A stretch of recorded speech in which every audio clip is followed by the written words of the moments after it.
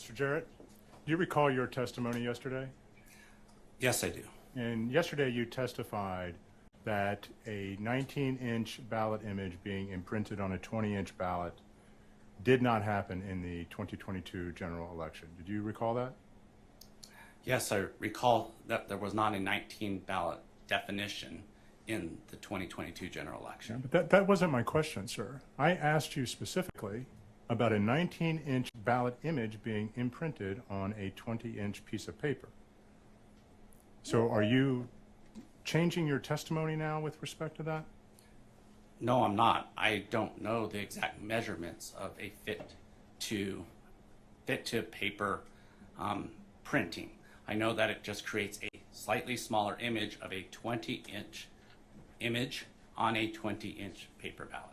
Slightly smaller image. How come you didn't mention that yesterday?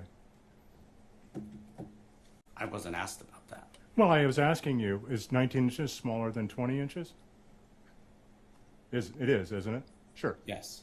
So when I said, asked you questions about a 19-inch ballot image being imprinted on a 20-inch piece of paper, and you denied that that happened in the 2022 general election, did you not think it would be relevant to say, hey, by the way, there was this fin-to-print image issue that we discovered?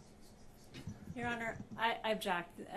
The council is misstating Mr. Jarrett's testimony from yesterday.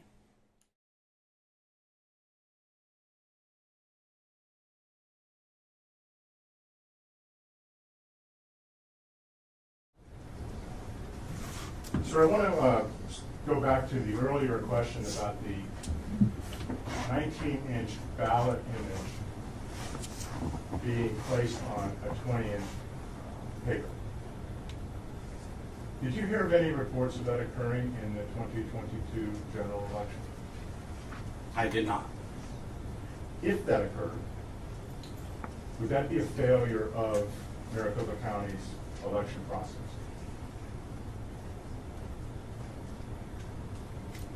I'm not aware of it occurring, and I'd be surprised if there was a ballot on demand printer that had a 19-inch ballot on it. Okay.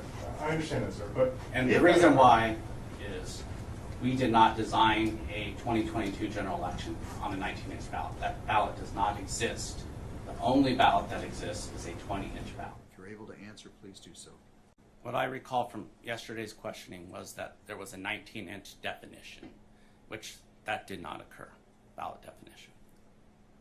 So if your testimony reflects my question, or strike that, if the back and forth between our question and answer shows me asking you specifically about a 19-inch ballot image being printed on a 20-inch piece of paper, you are now saying that you interpreted that as a ballot definition issue? Yes, that's correct. And you wouldn't think it would be relevant, even in that circumstance, to say, hey, we learned about this fit-to-print issue. Did you know about the when did you learn about this fit-to-print issue? When we started doing the audit reconciliation of those DOR 3 ballots, we identified some of those ballots had then a fit-to-paper issue. And when was that? I don't remember the exact dates, but a few days after Election Day. And who told you about that? Our ballot tabulation team and our audit review team that was then doing the inspection of the DOR 3 ballots. Is there any documentation of any inquiry about this fit-to-print issue?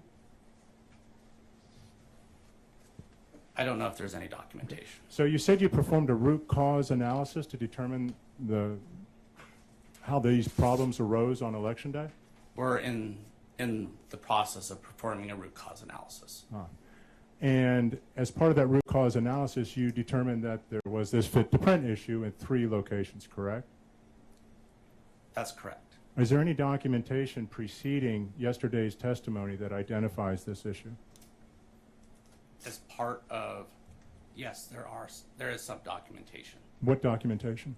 So some of our audit reconciliation forms that identified the 3 locations. And what do those audit reconciliation forms show?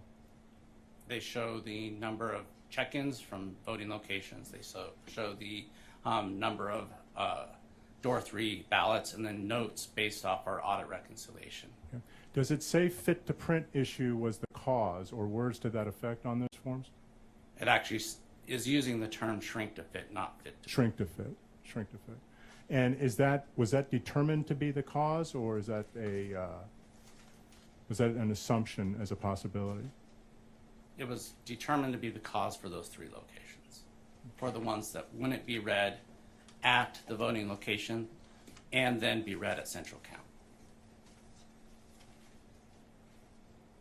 And again, you did not mention this in your testimony yesterday, did you?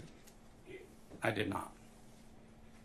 Did you publish anywhere that there was this shrink to fit issue after the election? We've not. So you didn't tell the public, hey, we've discovered, I mean, you're performing a root cause analysis and you find out that there was this shrink to fit issue that gave rise to problems in the tabulators, and you did not inform the public about this. We're still in the process of our root cause analysis.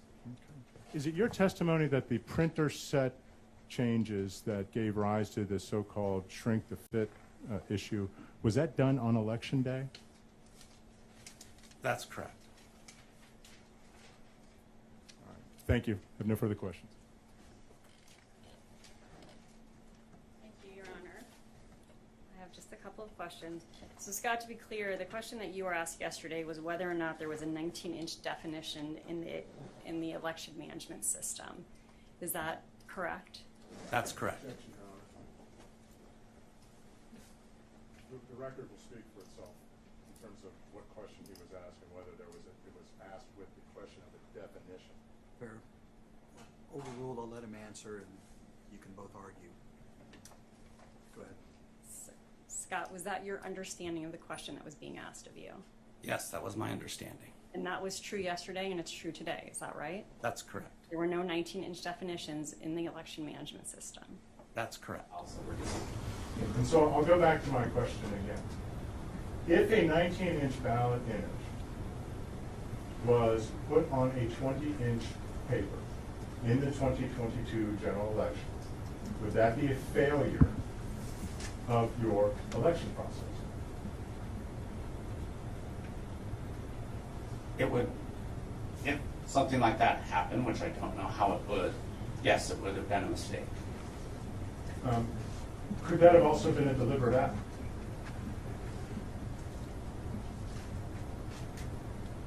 Again, you're asking me to speculate about things that I have no knowledge of occurring. So I don't know if it could have been a deliberate act or not. I don't believe that occurred. How involved are you in creating the ballot definition? So my team does, and then I overview it, and I'll review examples of those.